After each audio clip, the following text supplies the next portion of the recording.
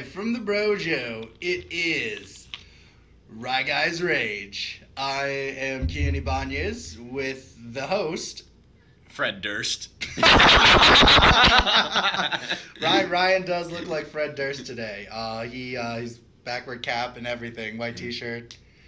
He's very Golden Cobra. Yeah. Mm-hmm. Yeah, no, before we start, I'm going to just have this disclaimer. Ryan's going to be talking about Wonder Woman, and Ryan is okay with women. I'm okay with them. He's okay. They're all right. They're all right. They're not bad in my book. They're not bad. So we need to have that out there before we go out, and then everyone comes back around when we kind of get big, and they're like, Ryan hates women. Did you read his Wonder Woman review?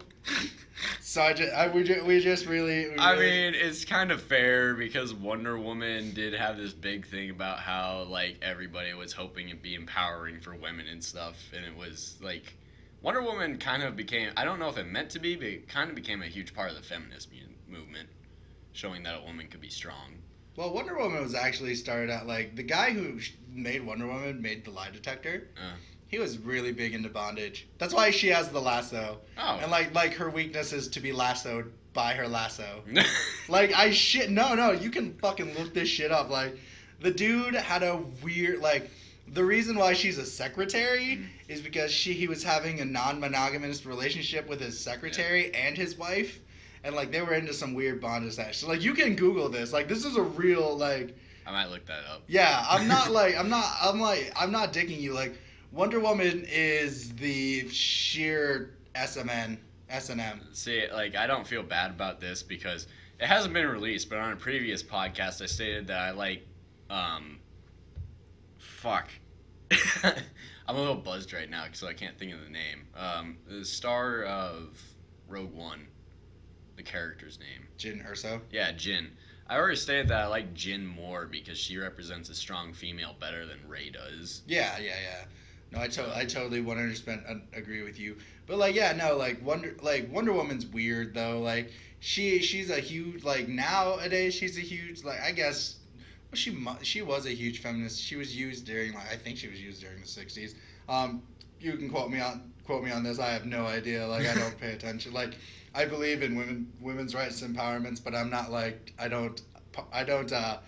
I don't have a degree. I have a degree in communications and not a degree in feminism. So, Ryan, what do you have for me today? We are talking about how we saw Wonder Woman last night. Yay! And how I didn't think that it was the best movie ever. That's good. All right. And do you have a jumping off point there about that? I guess my jumping off point would be that the movie could have been much better if I think the 2 hour 20-minute runtime for it was too long. This movie could have easily been an hour and 30 minutes, and it would have been a better movie if they would have shortened the runtime, in my opinion. Mm-hmm. My main complaint with the movie is that not enough happens. I have never walked into an action movie before and walked out and just been like, you know what that action movie could have used? More action. That's a first for me. It's a good explanation of that. It's a good movie. It's just boring. It is super boring. The thing, the entire first half of the movie, really the only action piece that happens is when, I forget the character's name. Steve Trevor, yeah, stumbles into their little hidden island, and the Germans follow him through the mist and find the island, and then basically this mini battle breaks out on the shores. And that was the first and only piece of action you get for the entire first half of the movie. I would say the training montages were kind of action-y. Yeah, not enough, but they were competent. They were okay. They were nicely done compared to It was good. It's just that the training montages for me were more storytelling than anything else. It wasn't really action. It was more just storytelling. Progressing Diana's character. Yeah. is the thing. So, and nothing really happens action-wise until the final act of the movie. And when I say final act of the movie, I mean final act of the movie, because once the action kicks off, that starts legitimately, like, everything hits the fan. Everything hits the fan. The movie literally, I think it felt like it ended like almost right after the action started, because everything happens so quick. Once it changes in tone happening. like that at the very end. It's no longer. Like. I think my thing was, it was like, they're like, it's a period piece, and like at the very end it became a Dragon Ball Z episode. Yeah, like legitly. That's what it felt like.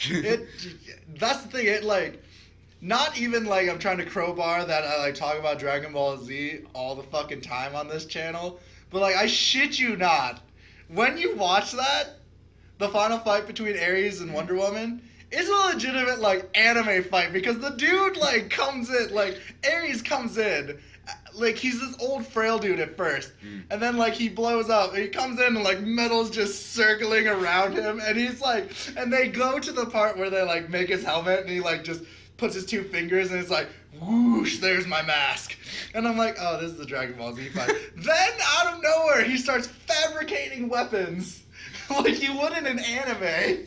And he's like, whoosh, boosh, boosh. He's like, I will not be defeated. Like I think that was like the one thing. Like I used to be like, you know what?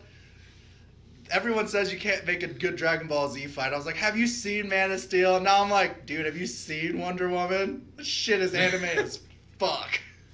I think one of my bigger complaints with the movie is the mid-act, because when they get off the island, that's where I was expecting like things to finally start kicking off, or like they go to the war right away. Yeah, but that's what I was expecting. But no, it's good.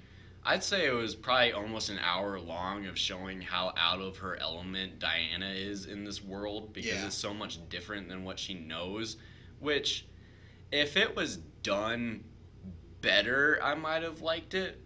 But the thing with it is, especially the comedy, it just doesn't hit the right notes.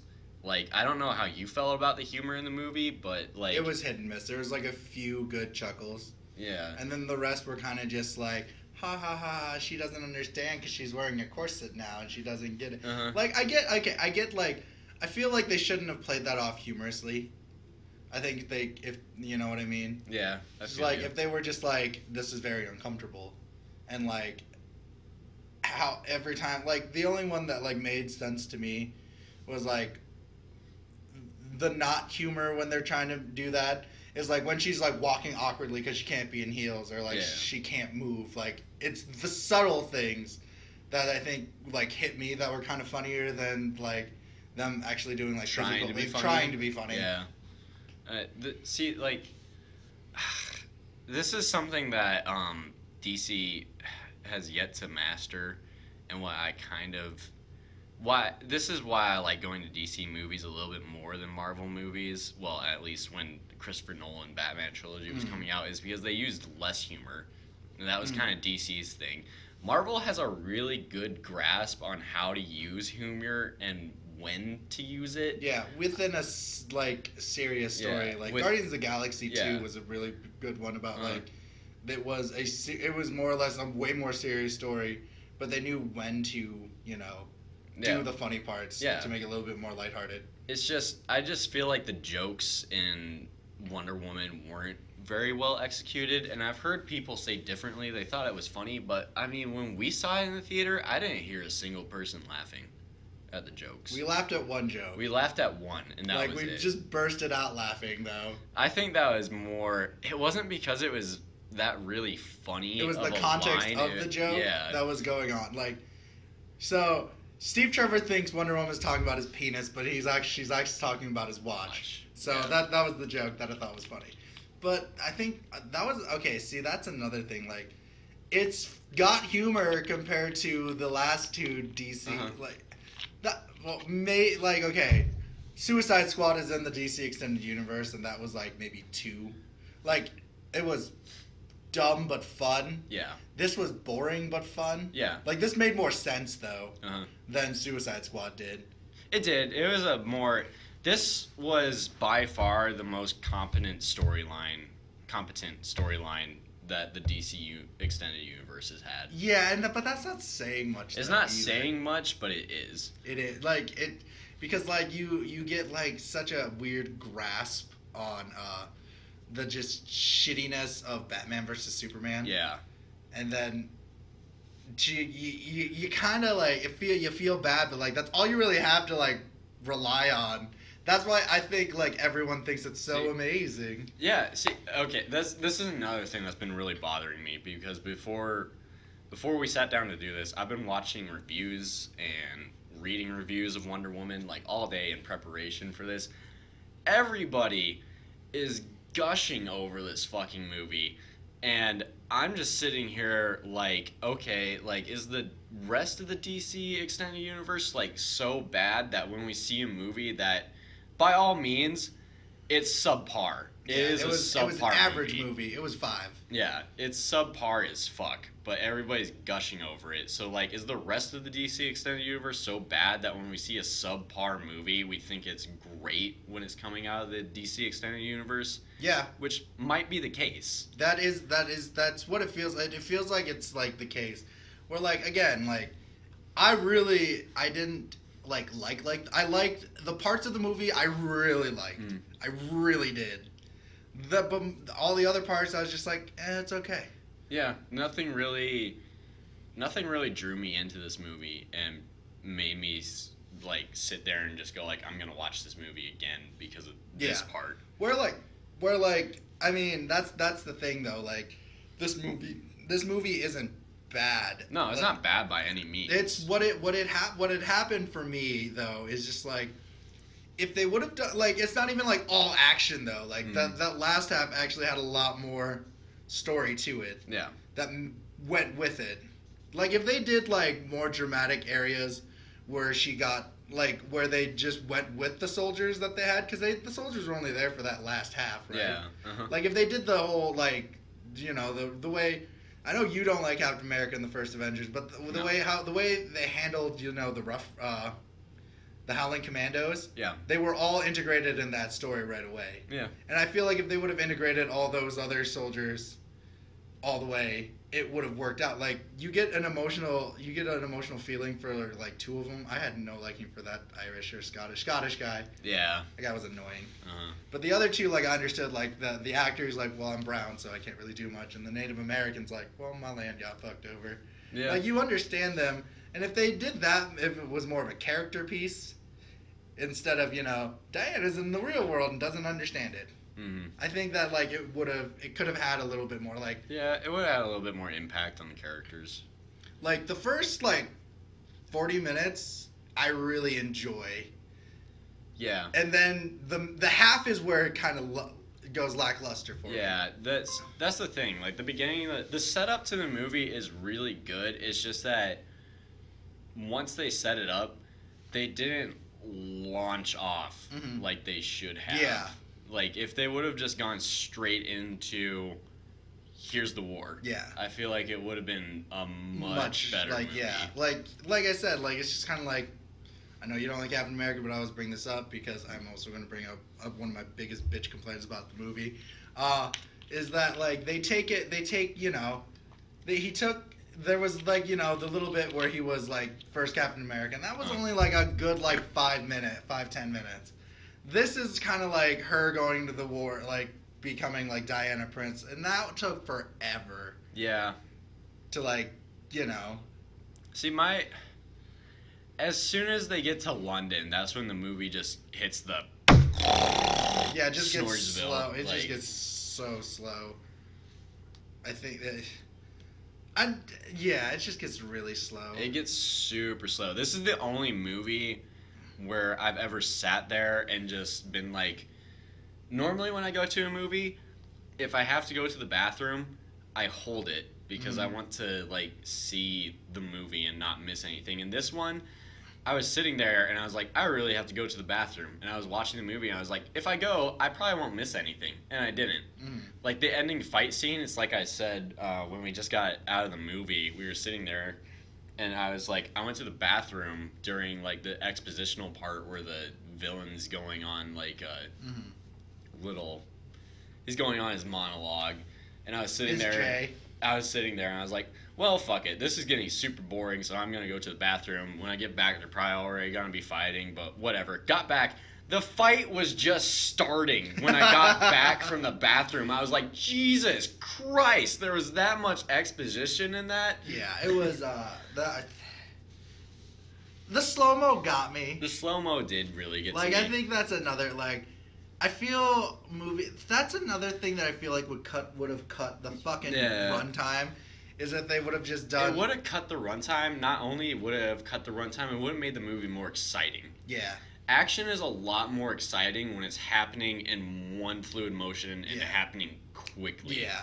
Where, like, some slow-mo could have been used for, like, the build-up for certain fights. Yeah. Like, the training scenes. I could understand the slow-mo in the training scenes. Uh-huh.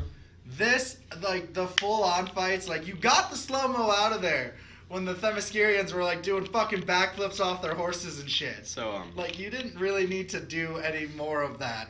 So, in the beach battle, at the end of the first half of the movie, I almost bursted out laughing just because this moment was so funny to me. After, what's the name of her trainer? I can't remember. Hippotia? Yeah, something like that. Yeah. But after she sacrifices herself to save Diana, and they're all there like, no, please don't die.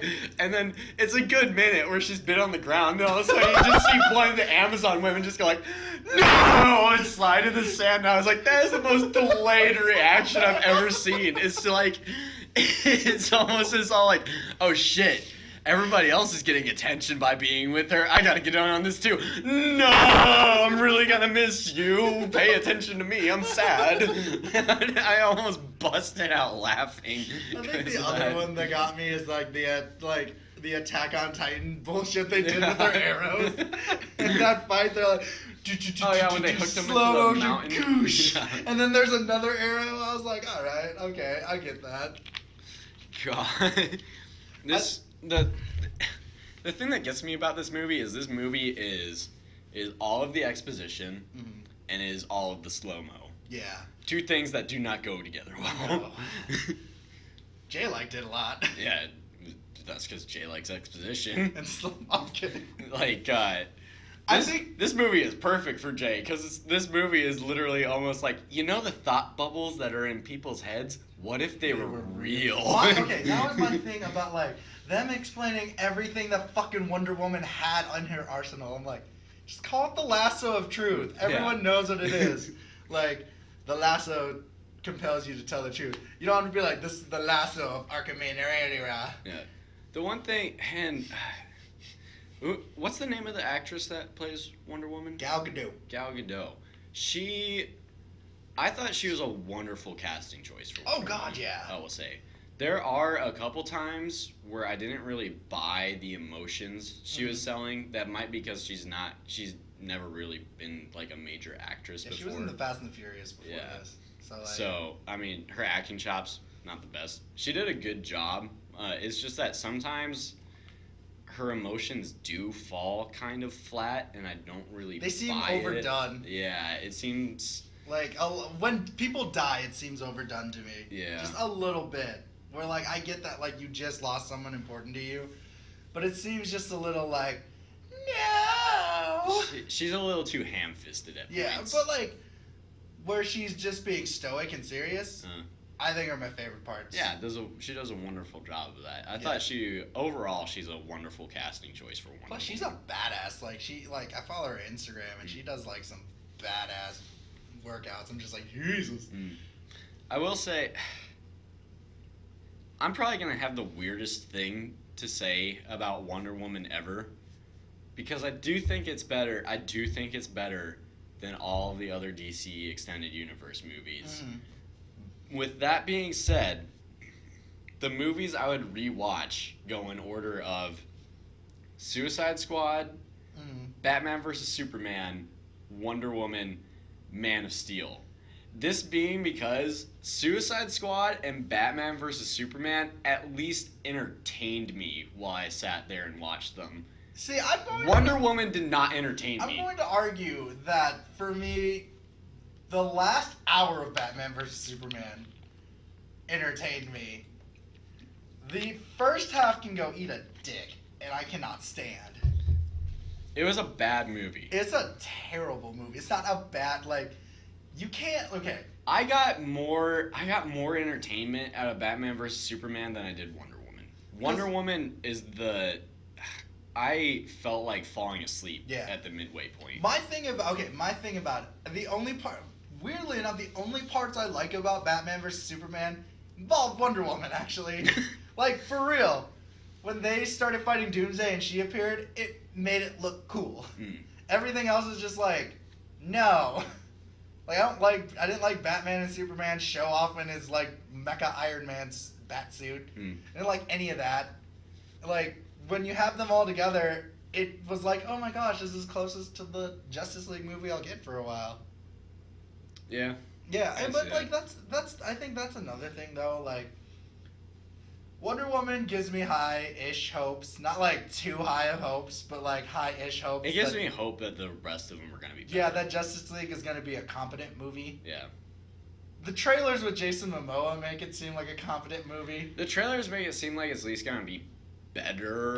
It's gonna have like previous entries. It's gonna be a joy. It's gonna be joyful. Yeah. Ish. It's gonna be. I think they got the hint that the dark and brooding tone that they're going for with the movies in the past wasn't really.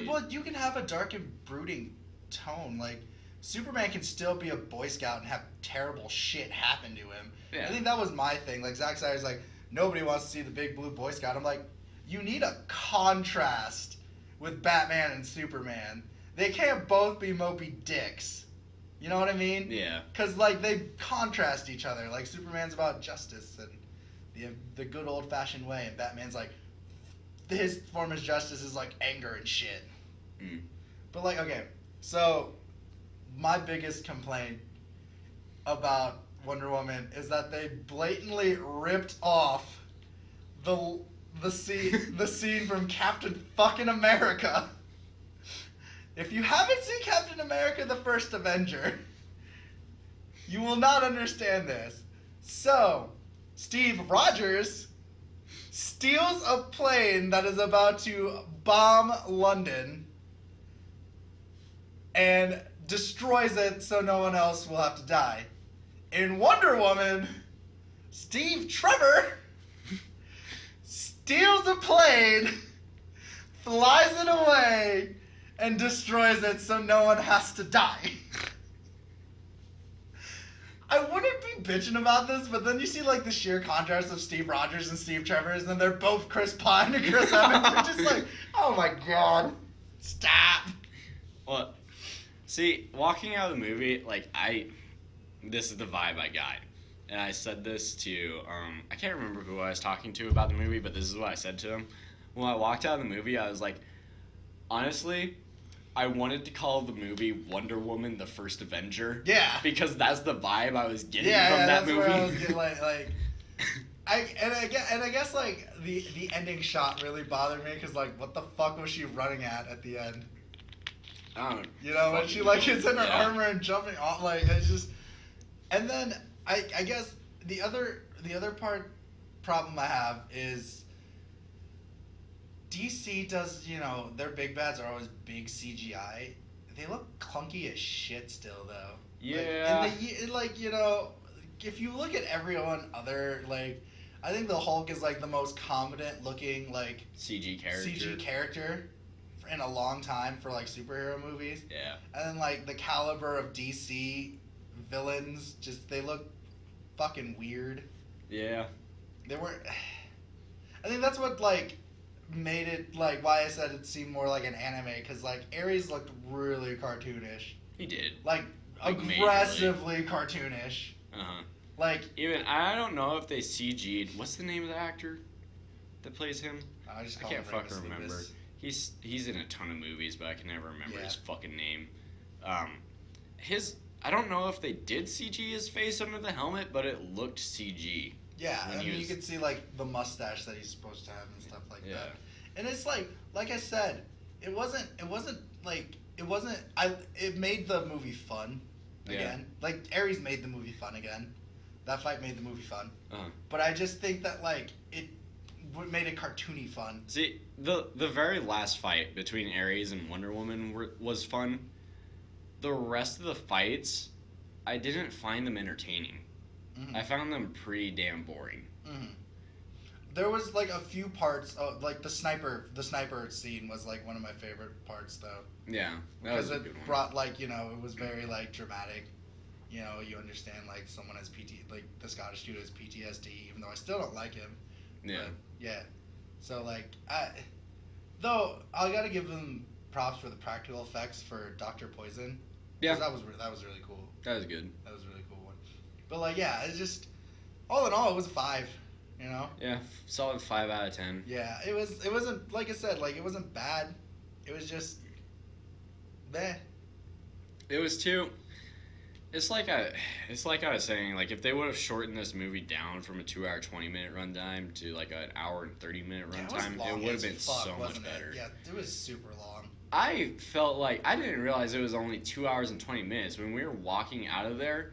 That movie, because of the middle section and how long that fucker takes, we went out at midnight. I thought that movie was going to be as long as Return of the King by the time it was over, and it felt like it because of how long that fucking middle section takes. Yeah, I will get you. I will agree with you on that. Like I said, like, I mean, I bitched about it enough because, like, I mean, I gave what I didn't like about it. Like, you know, our main podcast, we're gonna talk about the good things because, like, our main podcast is gonna be strong female protagonists. Yeah. So, yeah. That was a review. Yep. Of Wonder Woman. Wonder Woman. How it's subpar. So the sequel is better. Bye.